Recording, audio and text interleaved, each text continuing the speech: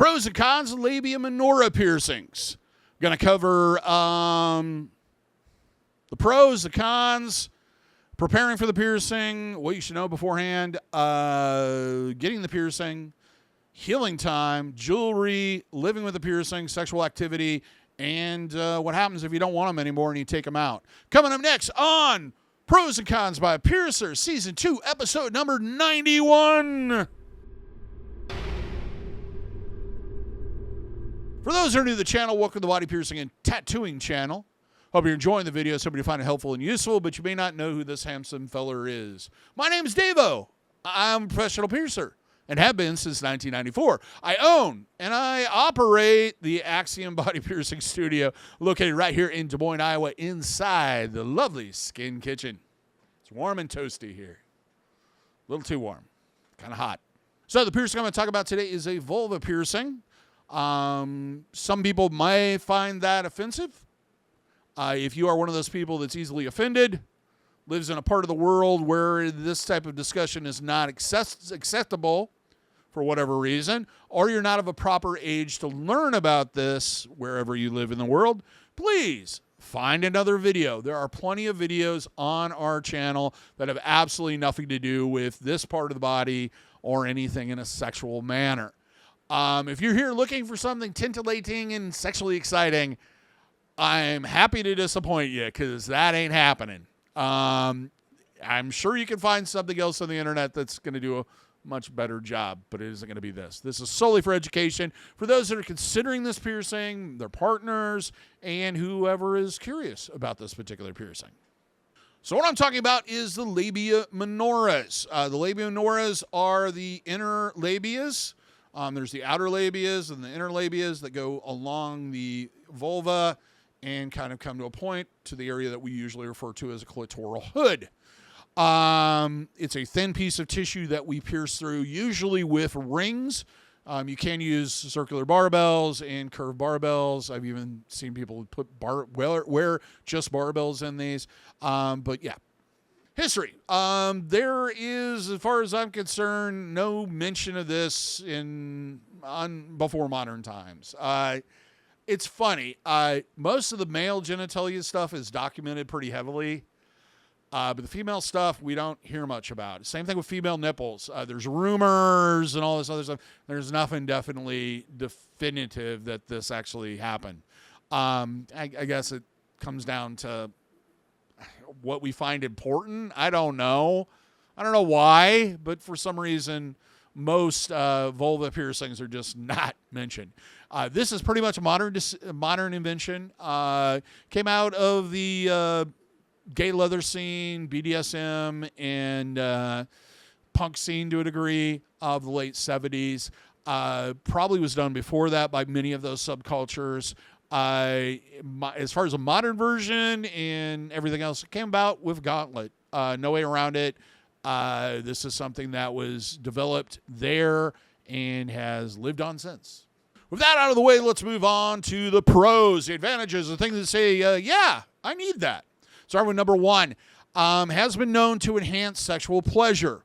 That varies from person to person. I do believe that part of the reason why we find genital piercings to do this is that it makes us very aware of that part of our anatomy. So thus it kind of increases our libido and excitement about it. And it can kind of do the same thing to your partner too. Either way, yeah, it kind of helps. Number two, long history of healing. This is not a new piercing. This is not experimental. It's pretty common, pretty easy heal, pretty quick heal. Number three, this can be one of those forever piercings that stays open even without the jewelry. With these thin piercings, especially through fast healing areas of the body like genitalia, can stay open much longer after the jewelry's been removed.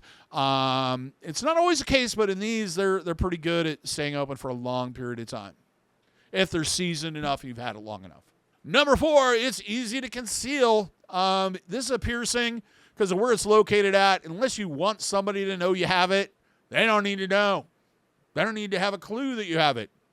And let me tell you, like most of these genital piercings, there's a lot of people out there walking around with them that you don't have a clue or ever thought they may have them. This is something for you, your partners, and whoever you wish to enjoy and know of. Number 5, unlike other piercings where it's like, oh God, that hurts, and then throb, throb, throb, throb for about 5 to 10 minutes in some cases, genital piercings are kind of an, oh God, that hurts, and then it's over. There's not that prolonged throbbing and pain. It's kind of instantaneous. It's not the best experience you're ever going to have in your life. It's kind of intense initially, but it's very quick. Now let's talk about the cons, the disadvantages, the things that make you go, nope, not for me. First one would be anatomy. On anatomy, I've often described, if you watch other videos that I've done on vulva piercings, there are kind of 2 extremes. There is the hill, where most of the genitalia is exposed, and then there's the deep valley where most of it's hidden. With this particular piercing, because of the location and how it is, they do better with things that are more healy. They're more out of the body. Also, so not everybody has the anatomy for it. Also, the labia needs to be wide enough to support the jewelry without tearing or pulling out, and not be locked into an area where they kind of twist back and forth. Number 2, need to practice safe sex, some type of latex barrier for a minimum of 6 months. Number 3, you are more susceptible to STDs even after the piercing is healed. You need to practice safe sex whenever switching partners the way you're supposed to. Number 4, the area or the tissue, because of the weight of the jewelry, over time can begin to kind of thin out above it.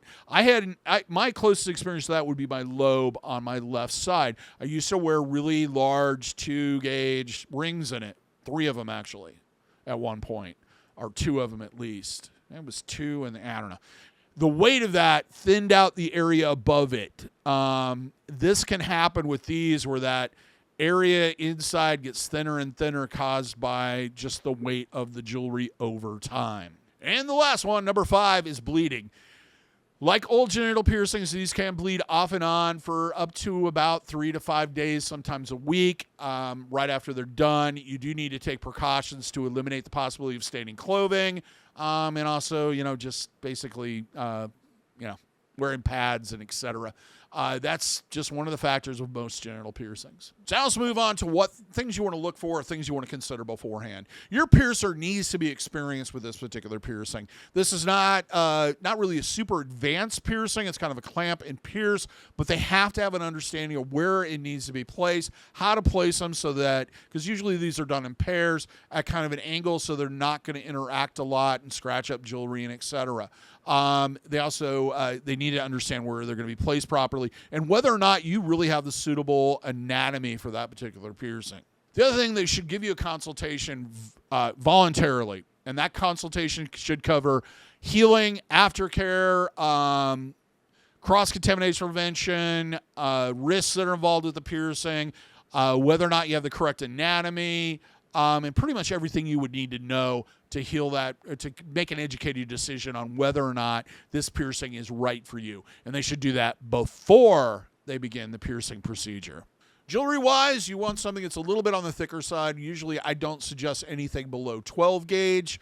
You get below 12 gauge and it's a little too thin, and pressure on it could cause it to reject or tear. Like I mentioned earlier, can bleed off and on up to 5 to 6, 7 days. So it's a good idea to have sanitary napkins on hand beforehand so that you don't have to go out and buy one more thing at the end of the day after you've gotten the piercing done. It's not going to feel comfortable to do certain sexual activities for about the first week. That will fade over time, and it'll become somewhat normalized. It feels just like any other time. But at first, they can be a little tender, and if they have contact, they can be painful. Next thing is, does your piercer supply verbal and written aftercare instructions? Also, do they have aftercare products that they either sell or give out? You need to know this in advance. If they don't, it's a good idea to purchase that product before you go in to get the piercing so you have it on hand. Lastly, your anatomy should be wide enough and pronounced enough to support the piercing in the jewelry. With anatomy, it is vastly different from person to person to person. Some people have the anatomy for this piercing, some people don't. And that's why it's important to go to someone that's very experienced at what they're doing, because they'll know the key things they need to look for. They'll visualize how that jewelry is going to wear and what it's going to look like in years to come. Now it's time to move on to the piercing experience itself. Pain-wise, I would say, if I polled everybody, most people would say on a scale of 1 to 10, 10 being the most painful, this one would probably be right in that 2 to 4 range, right in there, mainly because it's intense, but it's short. It's kind of a pinch and then over. Now, during the procedure, the first thing we're going to do is a consultation. That consultation will cover things like how to take care of it, how to clean it properly, how long the healing period is going to be, cross-contamination prevention, things to avoid as far as activities and etc. Changes in habit, changes in diet, anything that comes up that you need to know before you get the piercing done. I'll usually talk a little bit about sex and interaction and some of the things that I suggest that I've found over the years to make it a little bit easier during the healing process. That should all be covered in the consultation.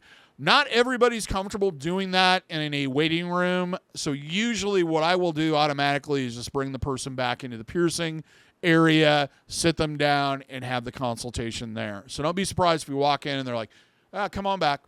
Next, once we've done that, we check your anatomy, make sure that we're able to do the piercing itself, and then we start setting up our equipment. First, washing our hands, of course, cleaning off a tray where we're going to set up with a disinfectant, then laying out a drape, and all the tools and materials we'll need to do the piercing, unwrapping them, and getting them ready. Next, we'll disinfect the area. Usually, I personally like providine iodine, also known as betadine.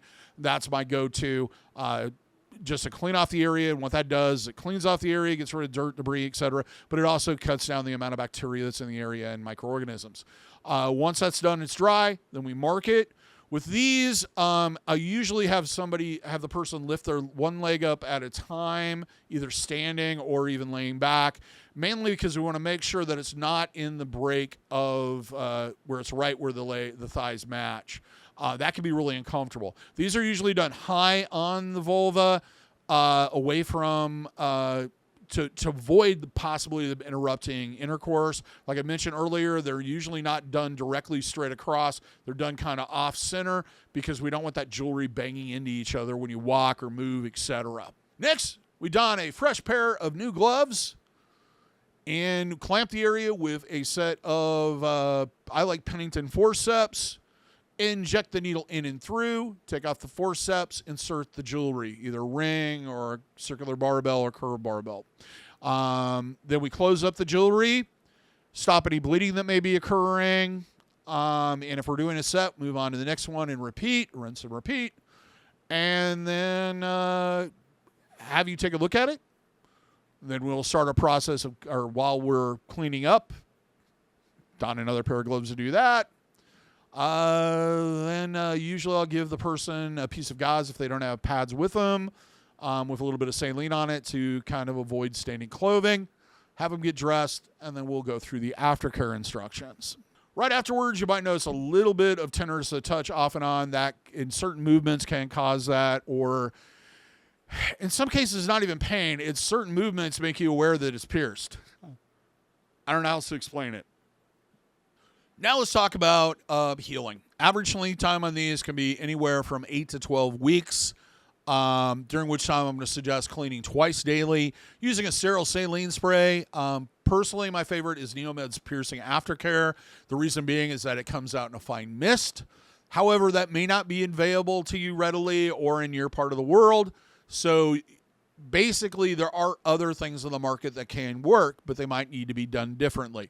Mainly, the main thing that will change how we use them is how that delivery is in that nozzle. If it comes out like a fine mist, you just spray it directly on each side of the piercing, let it stay in contact for about 5 minutes.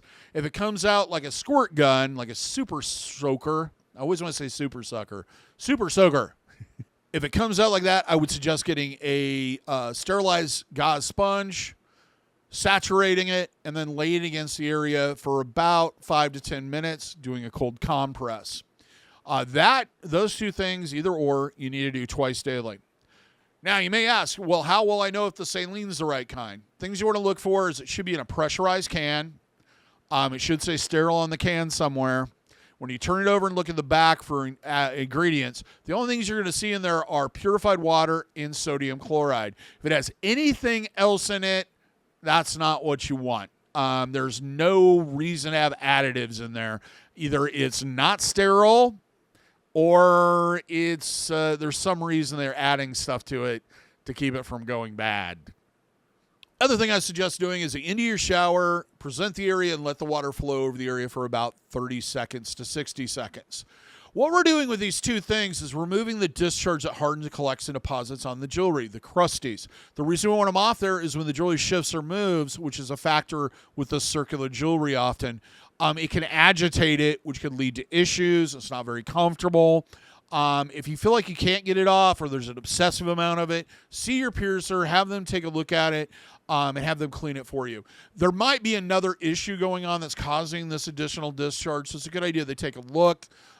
Do not run to the medicine cabinet and start pulling out everything tipped in cotton or with a point or somebody suggested on the internet and start digging around in there. You're going to cause problems. Do not spin it. Do not rotate it. Do not move it. Leave it alone. There is no reason to have any contact with it other than if you have threaded ends, you do want to check those to make sure they're on there securely on a weekly basis. I generally suggest pick one day of the week, and that's ball checking day, and put it in your calendar as a task. Cross-contamination prevention. Common sense stuff. Wash your hands before you handle it. No oral contact or exchange of bodily fluids on, near, around the piercing for a minimum of 6 months.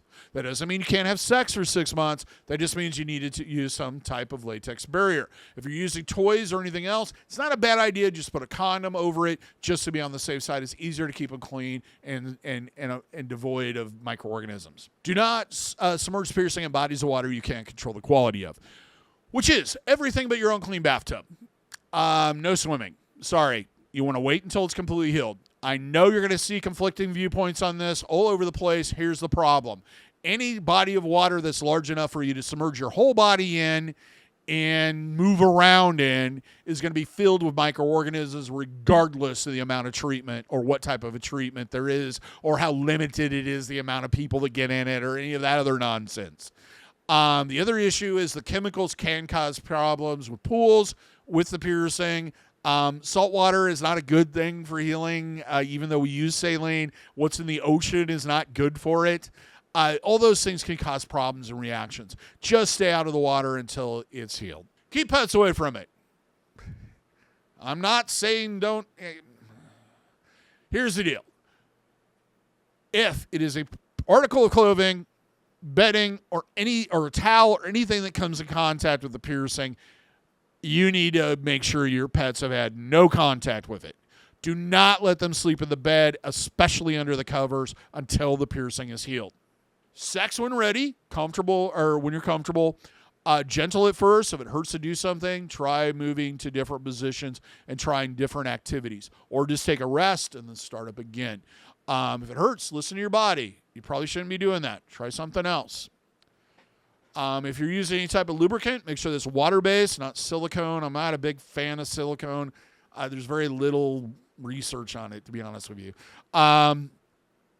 Also, make sure there's no scenting or scents, warming gels, flavors, any of that other nonsense in it. You just want plain water-based lubricant. Nothing else. Also, avoid anything that has spermicide on it if your partner's using condoms. I know, no, that's going to hurt. It's going to burn, and it can cause problems. I don't know how you would do this, but try not to sleep with pressure on the piercing during the healing process. Also, avoid anything that's constrictive, abrasive, or blocks the flow of oxygen. Clothing-wise, loose fitting is best. Kind of experiment, see what works best for you. Some people find something that is kind of not super tight fitting, but tight fitting enough to keep the jewelry from moving, most comfortable. Kind of experiment and see what works best for you. Normal reactions, you see some redness, discolorization, heat, tenderness to touch, inflammation, swelling off and on for the first 3 to 5 days. Usually kind of fades after that. Also, it's not uncommon to see a tad bit of bleeding anywhere from up to a week. Usually the first couple days are going to give you an indication of how much it's really going to bleed, and then after that it slowly gets less and less. Pro tip, if you're worried about staining the sheets and the bedding and everything else, get some puppy pads. You know, you get them at the dollar store. You get a whole package of them for like $5, and then just put that underneath where that area is when you're sleeping. I already talked about sex, and we'll cover it briefly here again. Gentle at first, hurts to do something. Try a different activity. Water-based lubricant, latex barrier for the first 6 months. Avoid anything that has additional chemicals in it or chemicals on it. One thing it's come up a couple times in my career is using these for chastity. It's not really a very good method. It puts too much pressure on the piercings. I really don't advise interlocking them for that reason, and I'm not quite sure how that would work anyway. This is just not the proper thing to use them for. Also, any type of play that you do that's pulling on them, etc. You should avoid doing any of that or putting pressure on those piercings in any way, shape, or form until the piercing is seasoned. We're talking 6 months to a year before you want to start doing that kind of stuff. If it hurts to do something, stop. Do something else, or don't do anything at all. Jewelry. Jewelry should be left in at all times for at least the next couple of years. Only taking out to replace. You don't want to leave. I'm a big fan of, if you like the piercing, leave something in it. Even with piercings like this that kind of become kind of those forever piercings, it's usually just best to leave something in them.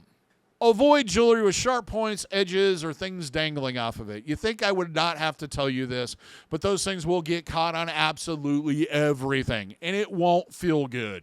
Best jewelry options, cat bead rings are great because they're kind of a put them in there and forget about it, or fixed bead rings. Also, circular barbells. Some people find the curved barbells or barbells comfortable. The problem is that you can't really get a length that's short enough that it fits very tightly. So they're kind of like offset. There's like, and they're kind of like a rook, if you know how rook jewelry looks. That's kind of your best options. It is a piercing through a mucous membrane. You do want to avoid anything with silver in it.